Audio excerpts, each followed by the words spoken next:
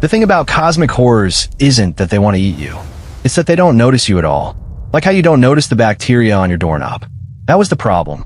Until one of them finally looked down, saw me staring back, and got the shock of its several billion-year existence. The glorious ascendancy wasn't supposed to stop at the edge of the bleed. But the bleed was where the old ones slept, or didn't sleep, depending on who you asked, and Captain VRYL of the High Concordance had been asked by exactly no one to poke that particular nest. "The human is awake again," said the navigation officer. Her name a series of clicks that translated poorly into standard. Let's call her Crix. Captain VRYL's mandibles twitched. Which one? The one who talks. To itself. Constantly. They all talk to themselves. It's a human feature, like the sweating or the refusal to die quietly. Crix's eye stalks swiveled toward the containment bay's live feed. On the screen, a small pink creature sat cross-legged on the floor of its assigned quarters. Generous term for what was essentially a metal box with a mattress. The human's name was Elias. He was 34 years old, formerly of Earth's Mars colonial fleet, and currently the only reason the High Concordance hadn't already been erased from galactic memory. "He's humming," Crix said. "That's new." "No, he's humming at it." Captain VRYL felt something he rarely felt. Cold. The bleed wasn't a place of temperature. It was a place of wrongness. Space folded here like origami made by a drunk god. Stars that shouldn't exist blinked in and out like faulty light bulbs. And somewhere in the dark, something breathed. 3 cycles ago, the glorious ascendancy had picked up a distress signal. Human, which was already odd, because humans didn't have ships that could reach the bleed. They were a Category 4 species, barely spacefaring, still fighting over their own oceans, and calling it geopolitics. Adorable. Primitive. The kind of species that the High Concordance would normally offer a protective outpost, and then forget about for a few centuries. But this distress signal wasn't coming from a human ship.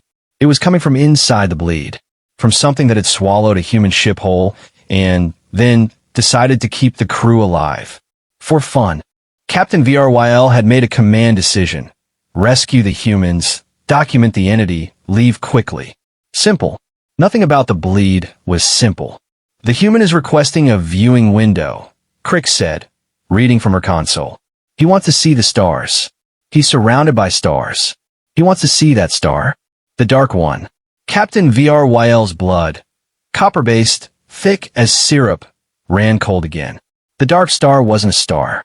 It was an eye the size of a gas giant, and it had been watching their ship for 3 days. Deny the request. He says he'll sing louder if you don't. He's already singing. He says he'll sing worse. Captain VRYL stared at the feed. Elias was now making direct eye contact with the camera, smiling. Humans smile when they were happy, or nervous, or about to do something incredibly stupid. VRYL had learned that the hard way. "Open the channel," VRYL said. The screen flickered. Elias's face filled the view. Too much forehead, teeth slightly crooked, eyes that had seen something they shouldn't have, and decided to laugh about it. "Captain," Elias said, waving. "How's the existential dread today?" "Mine's a solid 7 out of 10. Little lower than yesterday. You get used to it. You are not getting a window." "Aw, come on. Grimble misses me." "Who is Grimble?" "The star. The I-1. I named it. Grimble's a bit on the nose, though. I'm workshopping other names. Maybe Sprinkles. It's got that whole colorful from a distance, terrifying up close vibe, you know?" Captain VRYL's mandibles stopped working entirely. "You name the cosmic horror? Helps with the fear. You should try it. Call that nebula over there's something friendly, like fluffy. Suddenly, it's not a cloud of ionized gas that could strip your atoms apart. It's fluffy. Fluffy's just doing its job." Crix made a sound like steam escaping a pipe. That was her species' version of hysterical laughter. "You're insane," VRYL said. Probably, Elias agreed. "But I'm also the only one here who hasn't had a psychotic break. So maybe the insane one is the guy who doesn't try to befriend the unfathomable entity." Just saying. The truth was worse than VRYL knew. 3 cycles ago, when the glorious ascendancy had first entered the bleed, the entity had noticed them. Noticed them the way a human notices a fly in the room. Annoyed, curious, predatory. It had reached out with thoughts that weren't thoughts, hungers that weren't hungers, and touched the minds of every crew member on board. The Velexin had tried to flee. Instead, they'd slammed into an asteroid field that shouldn't have been there. The Thresh had tried to fight. Their weapons had turned into flowers. Actual flowers.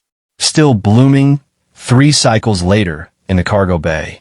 The humans had done something else entirely. Elias, specifically, he'd look back. Not with weapons. Not with fear.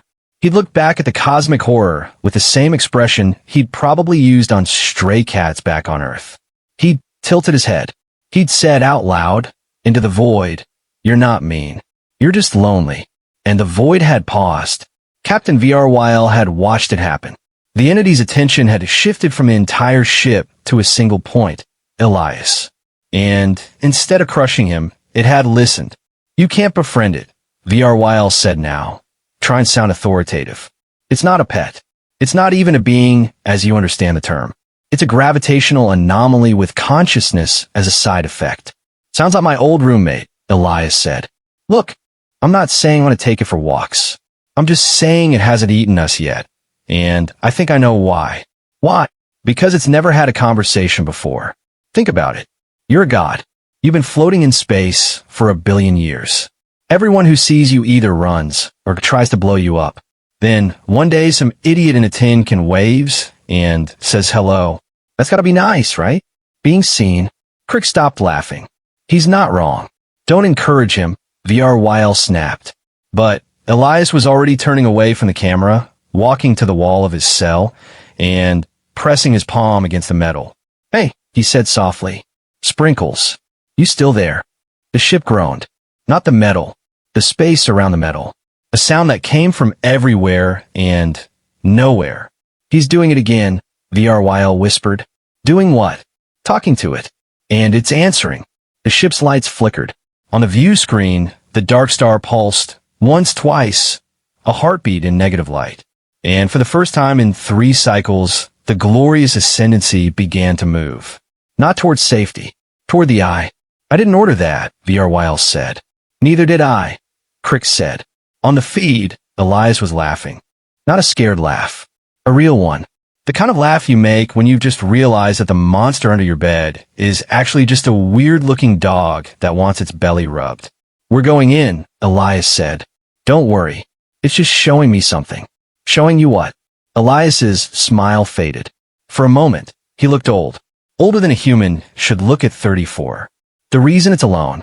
The glorious ascendancy crossed the threshold of the dark star's gravity well, and reality stopped making sense. Not metaphorically, literally.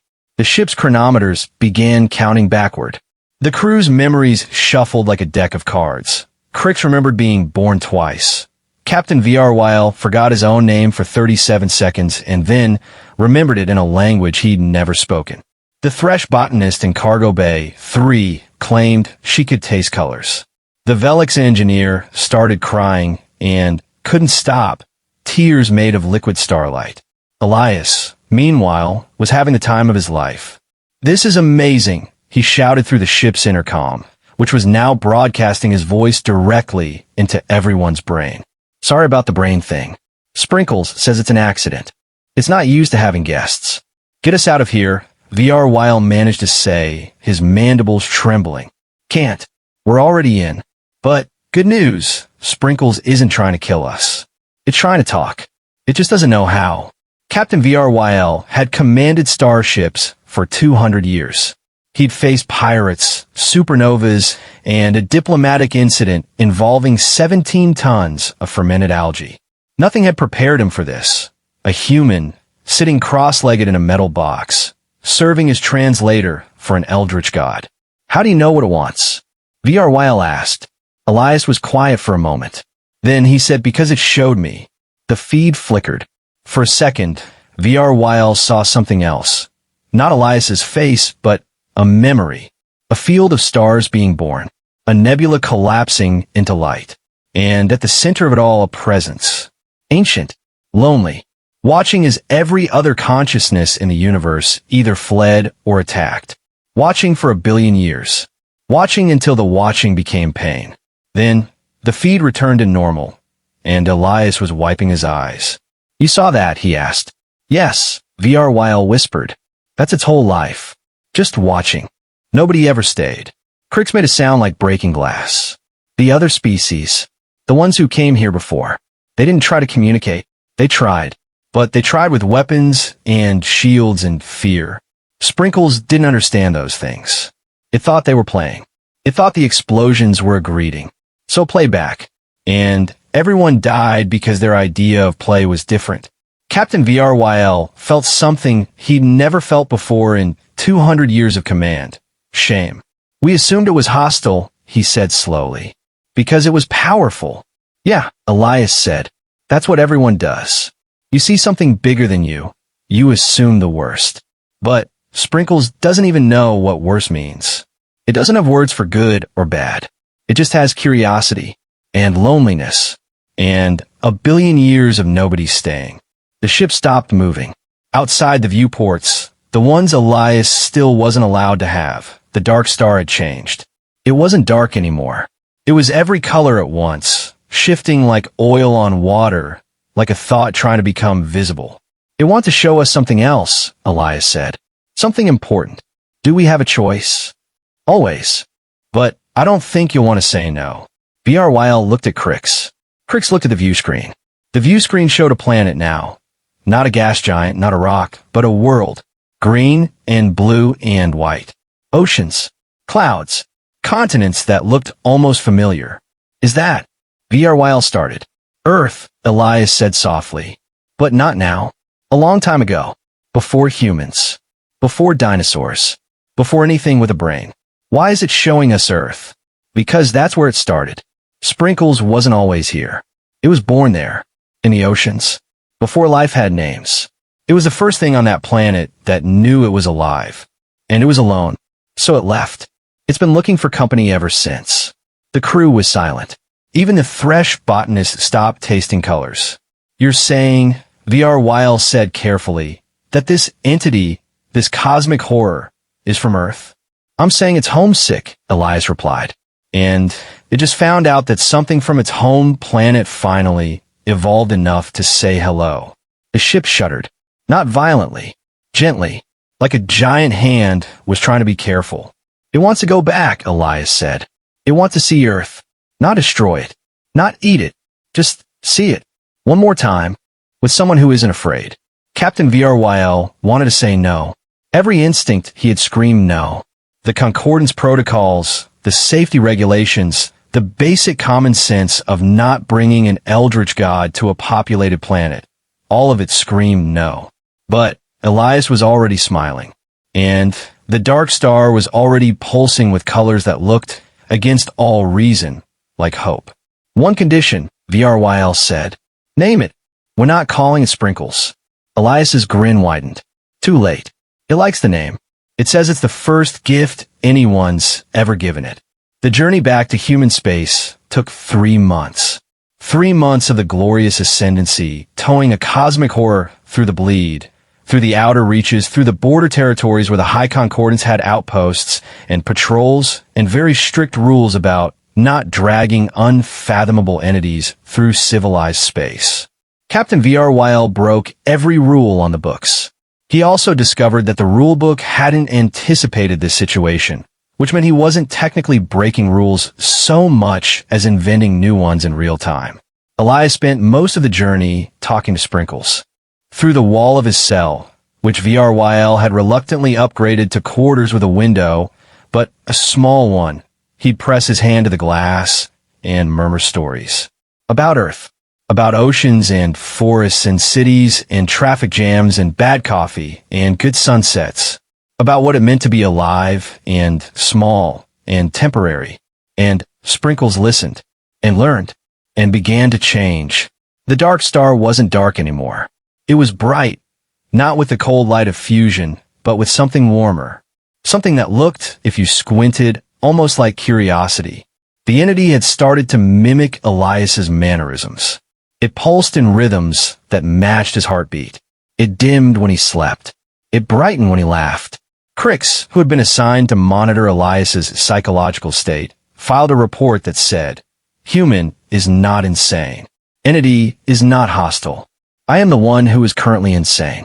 Please advise." No one advised. There was no protocol for this. When they finally reached the Sol system, the High Concordance was waiting. 3 dreadnoughts, 2 carrier groups, a diplomatic envoy with enough firepower to crack a small moon. And behind them, the combined media of 12 species, all broadcasting the same question. What have you brought to our galaxy? Captain VRYL opened a channel. This is the glorious ascendancy requesting permission to enter Sol space. We have a passenger. The Admiral's face appeared on the screen, 7 eyes, no mouth, speaking through a translator. We see your passenger, Captain. Explain why we shouldn't open fire. Sprinkles pulsed. The dreadnought's weapons systems flickered. Not disabled, just confused, like they'd forgotten what they were supposed to do. That's not helping, Elias muttered through the private channel. Sprinkles, booty, no weapon stuff. We talked about this. We use our words now. The pulsing stopped. The weapons came back online. The Admiral's 7 eyes narrowed. Who is that? The Admiral demanded. That's Elias, VRYL said. Human. Formerly of the Mars Colonial Fleet. Currently, the entity's friend. Silence. The kind of silence that gets people court-martialed. I want to speak to him, the Admiral said. Elias's face appeared on every screen in the fleet. He looked tired, happy, a little bit insane, completely human. Hey, he said. So, I know this looks bad. Giant cosmic horror, right outside your planet. Whole end of days vibe. But here's the thing. Sprinkles isn't here to hurt anyone. It's here because it's lonely. And because I promised it could go home. Home, the Admiral said. This entity has no home in human space. It does, Elias said. It was born here, in the ocean, 1 billion years ago, before anything else on this planet knew it was alive. It's not a monster. It's the first child of Earth. And it's been looking for its family ever since. The Admiral's translator glitched. Probably because no one had ever said those words in that order before. You expect us to believe, the Admiral said slowly, that a cosmic horror is homesick? I expect you to believe what you see, Elias said. Open a channel to the surface. Listen. Just listen. That's all it wants. The fleet waited. The diplomatic envoy conferred. The media broadcast theories that range from brilliant first contact to humanity's final mistake. Then, something happened that no one expected. Earth opened a channel. Not the governments. Not the military. The people. Someone, a radio operator in Iceland, a kid with a ham radio in Ohio, a fisherman in the South Pacific, picked up Elias's broadcast and started talking back. Hello out there, said the fisherman, his voice crackling with static. Is it really from here? From the ocean? Sprinkles pulsed. Softly. Gently. The way a whale sings when it's found its pod. Yeah, Elias said, crying now. It's really from here. It's been trying to come home for 1 billion years. The fisherman laughed. Then, tell it welcome back. Tell it the water's fine. And Sprinkles, the cosmic horror, the dark star, the firstborn of Earth, began to cry. Not with tears. With light. Light that washed over the glorious ascendancy, over the dreadnoughts, over the fleet, over the planet below. Light that felt like a hug from something too big to understand, but too gentle to fear. Captain VRYL watched the light and understood something he'd never understood before. Humanity wasn't strong because of their weapons or their ships or their stubborn refusal to die. Humanity was strong because they looked at the unfathomable and saw a friend. Because they gave names to things that had no names. Because they reached out again and again, even when every instinct said to run. The Admiral's 7 eyes were wet. Crix was making the steam whistle sound again, but this time it wasn't laughter. This time it was something closer to awe. Elias leaned back in his quarters, pressed his hand to the window, and smiled. See, he said, I told you. You just had to ask. Outside, the dark star that wasn't dark anymore pulsed one last time, a pattern that translated through no translator at all, into 3 words. Thank you. Home. And somewhere in the ocean, a billion-year-old traveler finally heard the waves and knew it had arrived. The High Concordance rewrote their classification of humanity that day. Category 4 became Category 1. Not for technology, not for military power, but for something the galaxy had never seen before. The humans called it empathy. The Velexan called it the stupidest form of courage they'd ever witnessed. The Thresh called it beautiful. Captain VRYL retired and wrote a memoir titled The Human Who Befriended God. It became the best-selling book in 3 galaxies. And Sprinkles? Sprinkles stayed. Not in orbit. Not in the deep black. Sprinkles sank into the Pacific Ocean, folded itself into something the size of a whale, and spent the next 1,000 years swimming with the creatures it had once watched from above. It learned to breach. It learned to sing. It learned what it felt like to be small. The last anyone heard, it had adopted a pod of humpbacks and was teaching them to pulse light in patterns that looked suspiciously like laughter. Elias never stopped talking to it. Even when he was old, even when his voice was thin and his hand shook against the glass, he'd sit by the shore and murmur into the waves. Hey, Sprinkles, how's the water today? And the ocean would pulse. Softly, gently, the way a billion-year-old cosmic horror does when its best friend says hello. The galaxy learned something that day. Power doesn't make you dangerous. Loneliness does. And the only cure for loneliness, the only weapon that could disarm a god, is a stupid, stubborn, beautiful human who refuses to run away. You named it Sprinkles? The Admiral asked, years later, still unable to let it go. Elias, old and gray and grinning like a child, shrugged. What else was I going to name it? Fluffy was taken. And somewhere in the deep, the ocean laughed.